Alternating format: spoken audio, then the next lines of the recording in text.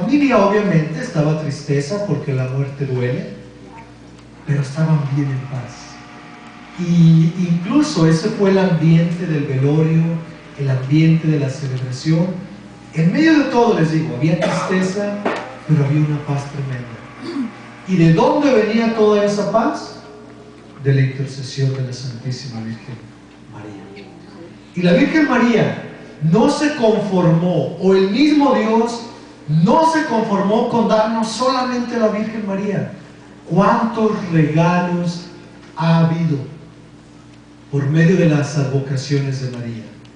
¿Cuántas personas se han acercado a Dios bajo la advocación de la Virgen de Guadalupe? ¿Cuántas personas se han acercado a Dios por la advocación de Nuestra Señora de la Providencia? ¿Cuántas personas se han acercado a Dios por la intercesión de Nuestra Señora de Lourdes, de Nuestra Señora de Fátima, de Nuestra Señora del Cobre? ¿De cuántos otros lugares, nacionalidades hay aquí? Este país en el que vivimos está encomendado a la Inmaculada Concepción de María. Entonces, la Virgen María todo el tiempo está presente, intercede, atrae. Por eso no es como que alguien llega que no conoce, que no ama mi religión y me dice: es que tú eres un pecador, estás haciendo algo en contra porque estás adorando imágenes. No, espérate, estás hablando de algo muy diferente. Lo malo que ellos nunca quieren entender. Pero parte de conocer a la Santísima Virgen María es ¿dónde está la Virgen María en la Sagrada Escritura? Y nosotros lo podemos dialogar esto con otros si no lo van a entender. Pero ustedes deben darse cuenta de lo siguiente: en el Nuevo Testamento no tenemos problema. Es muy claro cuando el evangelista Lucas nos cuenta la anunciación. Nos dice en qué pueblo, nos dice cuál era el nombre de la Virgen, nos dice cómo sucedieron las cosas, hasta comparte con nosotros esta oración que hace la Santísima Virgen María al quedar maravillada de ese encuentro que había tenido. Y es cuando ella dice: mi alma glorifica al Señor. El cántico de Magnificat que ustedes conocen profundamente bien.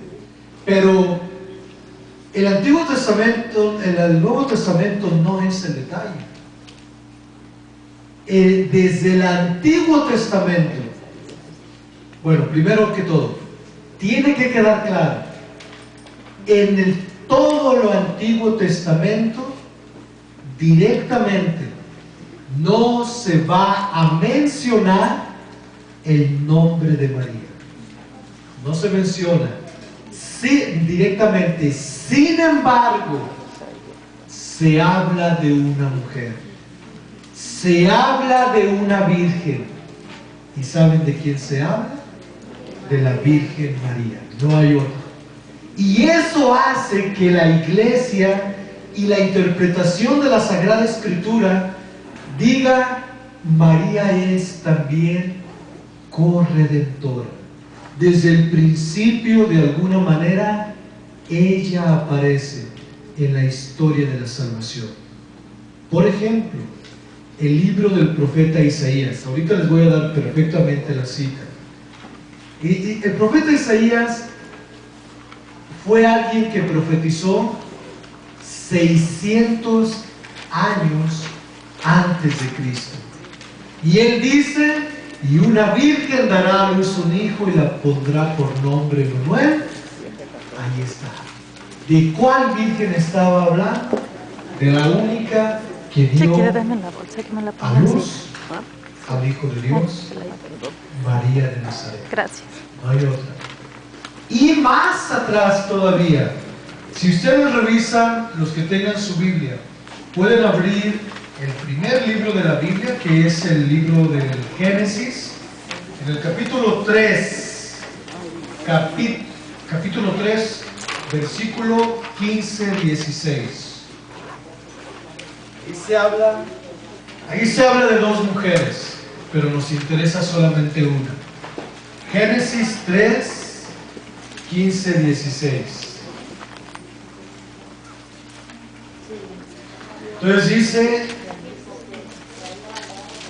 entonces el Señor Dios dijo a la serpiente: por haber hecho esto, serás maldita entre todos los animales y entre todas las bestias del campo.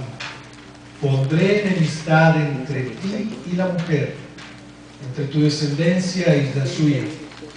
Ella te herirá la cabeza, pero tú solo herirás su talón.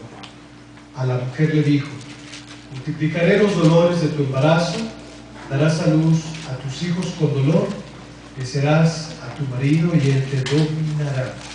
Pero el asunto aquí es, cuando nosotros hablamos de Eva, la Virgen María es quien se considera la nueva Eva, y lo dicen los textos y lo dice la Escritura.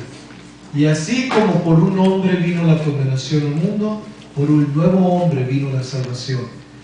La figura de Adán, de alguna manera, es totalmente lo opuesto a la imagen de Jesús. Si por un hombre entró el pecado al mundo, por un hombre se dio la salvación. Lo mismo, si hubo una mujer que fue engañada, una mujer que fue débil, una mujer a la que se le amenazó, que esa fue Eva. En la nueva Eva, que va a ser la Virgen María, vamos a ver todo lo contrario. Un día que ustedes tengan oportunidad, comparen el lenguaje de los textos. El texto del Génesis, donde Eva es seducida por el pecado, y el texto de donde María recibe la anunciación del ángel Gabriel. El lenguaje es totalmente diferente. En uno se habla de maldición, de pecado, de engaño. En el otro se habla de paz. En el otro se habla de alegría. En el otro no se habla de engaño, sino de un sí fuerte que dice la Virgen María: hágase como tú has dicho. Una mujer totalmente nueva. Pero eso lo podemos de alguna manera, desde el Antiguo Testamento, en el libro del Génesis, podemos ver, como les digo, que de alguna manera se hace referencia ya a aquella virgen, a aquella mujer que va a ser totalmente diferente a Eva. ¿Quién es esa mujer? La Santísima Virgen María. Y ustedes y yo sabemos que la Sagrada Escritura no es un cuento, no es un libro, simplemente que alguien escribió. Es la palabra de Dios, inspirada por el Espíritu Santo, que la Iglesia cuida, que la Iglesia interpreta, y que el Espíritu Santo sigue inspirando, guiando a la Iglesia para que pueda descubrir todo esto de lo que estamos hablando. El otro texto es el siguiente. Los que gusten, los que tengan su Biblia, Isaías, capítulo 7, versículo 10 y 14. Isaías, capítulo 7. Luego ahí dice: